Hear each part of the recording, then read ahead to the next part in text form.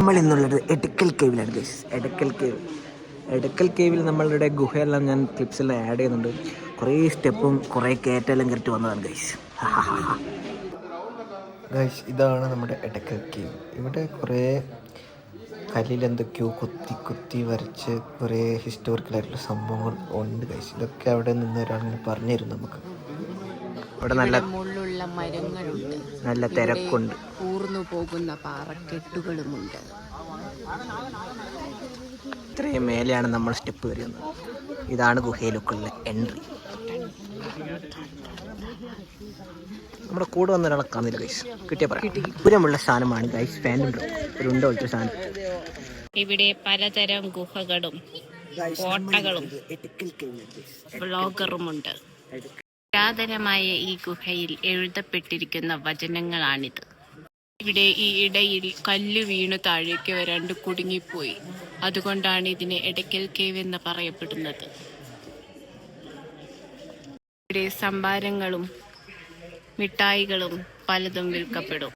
ഇവിടെ പലതരം മലകളും കാടുകളുമുണ്ട്.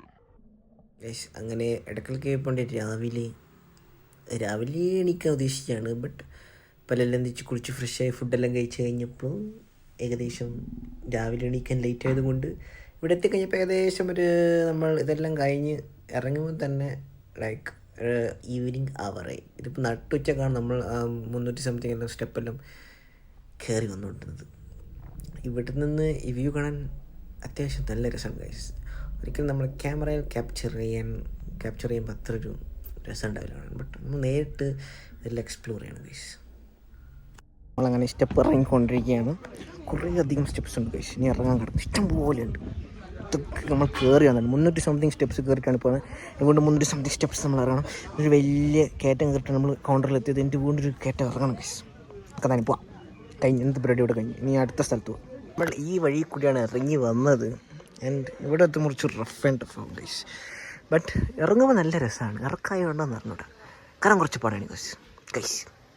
ഈ കയറ്റമാണ് നമ്മൾ കയറി വന്നത്. അവിടെ തൊട്ട് തഴം വരെയുണ്ട് ഗൈസ്. നമ്മളിപ്പോൾ ഇവിടെ എത്തിച്ചാൽ കാരാപ്പുഴ ഡാമിലാണ്. ആക്ച്വലി ചിൽഡ്രൻസ് പാർക്കാട്ടോ ഇത്. കാണിച്ചാൽ